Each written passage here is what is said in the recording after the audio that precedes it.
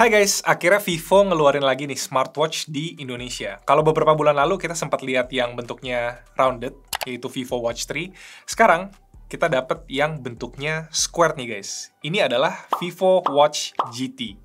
Langsung aja yuk kita unboxing bareng-bareng dan lihat isinya ada apa aja. Oke, ini dia penampakan boxnya ya guys, ramping gini aja, ringan. Dan di bagian depan, kita bisa lihat ada brandingan Vivo Watch GT. Kalau misalnya lihat dari sekilas, dari jauh tuh mirip banget ya sama Apple Watch penampakannya. Cuma yang ini nggak sombong guys, dia tuh bisa connect ke HP Android ataupun iOS lewat aplikasi Vivo Health. Sampingnya brandingan Vivo aja, juga brandingan Vivo. Ini ada spesifikasinya ya, model number, ini colornya yang black. Ya, ini ada informasinya Made in China, diimpor oleh PT Telekomunikasi Pintar Indonesia. Oke, langsung aja kita buka. Yang ini seal-nya lumayan enak nih guys, karena dia tuh ada pull tab-nya, jadi kita nggak perlu pakai pisau.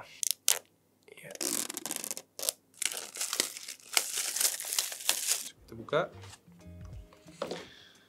Ini benar-benar mirip banget sama Apple Watch guys, karena dia kayak displaynya tuh, kalian bisa lihat ya, itu curved, rounded ke sisi-sisi sampingnya. Terus di sini ada crown-nya yang bisa dipencet juga. Ini ada strap-nya. Jadi kita dapat strap silikon. Dia yang bentuknya kayak gini ya guys. Dan di sini kalian bisa lihat ya, ini ada buat dia nge-lock ke mekanisme strap-nya. Jadi ini proprietary ya guys. Kalau mau ganti-ganti strap itu harus pakai mekanisme yang sama. Ada user guide-nya. Oke, ini ada kabel chargernya. Well, nggak gitu panjang ya. Dan dia ada dua pogo atau magnetic pin-nya di sini. Ya, yang connect ke chargernya lewat bawah ini ya guys. Kalian bisa lihat. Oke. Isi boxnya cuma ini aja kah? Iya. Isi boxnya cuma ini aja guys. Langsung aja kita setup smartwatch-nya. Oke, pertama-tama kita coba pasang dulu nih. Mekanisme strap-nya kayak gimana. Gampang apa enggak? Oke. Tinggal di push aja kayak gini, dia udah secure. Yang ini juga tinggal di push aja dan dia udah secure. Dan untuk ngebukanya juga gampang, tinggal di kayak gini aja dan dia udah copot. Harusnya nanti ada lagi lah ya, kayak strap yang third party-nya gitu buat adaptornya, supaya kita bisa ganti-ganti strap ke strap third party.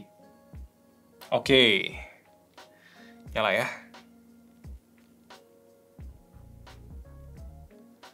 Ini kita pakai aplikasi Vivo Health. Dan di sini kita tinggal ke bagian device, terus add device, nyalain Bluetooth. Oke, berarti dia minta pairing lewat QR. Kita maju dulu dari sini, set bahasa. Oke, use QR code. Oke, tinggal kita scan aja kayak gini. Oke, mari kita pairing. Oke, yang ini adalah watch face bawaannya. Kita lihat ya, watch face bawaannya. Jadi beberapa tuh bisa diedit, tapi beberapa ada yang fix. Oke, ini ada settingsnya ya guys. Ini ada auto brightness. Terus di sini ada baterai dan juga battery saver. Ini ada settings, ini flashlight. Sekarang yang ini buat nyari HP. Kita matiin aja. Terus ini buat do not disturb, ini buat silent, ini buat di-connect ke Bluetooth earphone. Terus ini ada always on display, kita coba nyalain always on display-nya. Dan ini buat lock underwater. Jadi kalau misalnya kita mau pakai buat berenang, kita bisa lock layarnya supaya nggak ke sentuh-sentuh sendiri. Bisa lihat ya, ini kayak ke-lock gitu, dan kalau misalnya kita udah selesai berenang, kita tinggal tahan. Oke, terus nanti dia keluar. Yang kayak buat eject water gitu guys. Itu aja buat startup dari watch-nya. Sekarang kita coba lihat health metrics apa aja yang di-track dari aplikasi Vivo Health yang di-track sama watch ini. Oke, kalau di tampilan Vivo Health, itu bagian depannya kita bisa lihat ya guys. Ini health yang di-tracking itu cukup simple. Ini ada activity ring-nya. Terus ada sleep monitoring. Ini buat exercise record. Terus ada heart rate. Di sini ada oxygen saturation dan bisa track stress juga. Tapi ini by default matrix yang ada di Vivo Health. Dan gue belum tahu yang mana aja yang actually di-track sama watch GT-nya itu sendiri. Jadi coba kita tes dulu, mungkin beberapa hari kita lihat, supaya kita kumpulin data dari watch ini dan kita lihat apa aja data yang di-track sama watch-nya di-sync ke aplikasi Vivo Health. Sekarang kita lihat dulu tampilan setting dari Vivo Watch di aplikasi Vivo Health-nya. Oke, ini ada watch face yang lagi kita pakai ya. Ini ada semua watch face yang udah installed. Oke, jadi kelihatannya ini watch face-nya tuh pilihannya dari first party aja ya guys, dari Vivo-nya. Kalau gue lihat nih, belum ada pilihan buat nambahin watch face dari yang third party gitu ya. Semua fiturnya kita coba nyalain dulu, biar kita tahu kalau di push semua fiturnya dinyalain, baterainya kira-kira bakal penggunaan baterainya berapa lama gitu ya. Yang menarik dari perangkat-perangkatnya Vivo, baik dari HP-nya ataupun watch-nya, yang gue nggak tahu kenapa di brand-brand lain tuh entah nggak ada atau kalaupun ada mereka nggak marketingin gitu ya. Yang gue suka di sini adalah bisa register physical access card. Ini ngebantu banget kalau misalnya khususnya gue yang kayak tinggal di apartemen atau misalnya ke kantor segala macam tuh mesti yang kayak nge-tap gitu ya guys. Gue bisa add semuanya di HP Vivo dan juga kali ini di smartwatch Vivo. Jadi nanti kita cobain buat physical access card-nya. Oke, ini always on display-nya ya. Dari watch face yang gue pilih. Terus kalau nyala dia kayak gini. Guys, beneran. Dari jauh, kalau misalnya kalian lihat gue pakai watch ini, kalian pasti bakal ngira gue pakai Apple Watch. Ini benar-benar mirip banget. Oke, sekarang kita tes dulu beberapa hari buat lihat matrix apa aja yang di-track sama smartwatch ini. Oke, fast forward, gue udah pakai Vivo Watch GT ini selama kurang lebih 3 hari belakang ya. Dan smartwatch ini itu gue pakai seharian termasuk sleep tracking.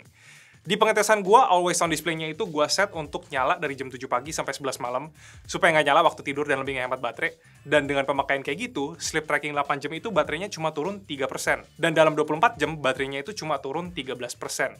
Yang berarti, dengan pola pemakaian gue, itu baterainya harusnya tahan di sekitar 7-8 harian. Dan gue juga tes charging 15 menit, itu baterainya keisi 25%. Fitur buat nyimpen akses card itu juga gue cobain works dan guna banget kalau misalnya pas sama keseharian kalian. Walaupun perlu diperhatikan, nggak semua akses card itu bisa ditambahin ke Watch GT ini. Cuma kartu-kartu akses yang security-nya nggak dienkripsi aja yang bisa di-connect ke Watch ini. Seperti yang bisa kita lihat di website resminya Vivo. Buat haptic feedback-nya, itu kalau kita lagi rotate crown, itu rasanya enak kayak di tap gitu, kayak di Apple Watch. Cuma, kalau misalnya lagi terima notif, itu getarnya lebih kayak getar yang deret gitu ya, bukan kayak di tap di tangan. Anyway, itu small detail aja yang gue notice. Vivo Watch GT ini juga udah ada built-in GPS ya, jadi gue sempet cobain buat record outdoor walk gitu tanpa bawa HP, dan dia itu masih tetap bisa nge-track rute exercise gue.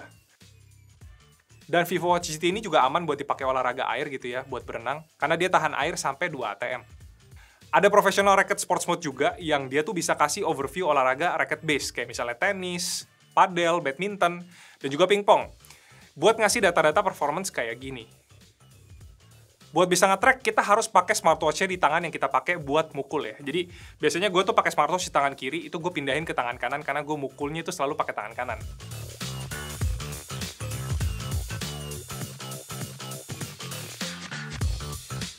Next, apakah kita bisa balas notif WA dari watch-nya?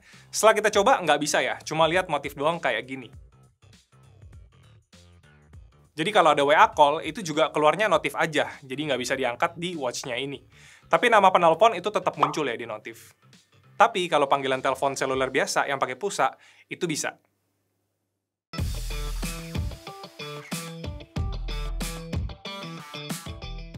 So, itu dia guys, unboxing dan juga testing gua make Vivo Watch GT.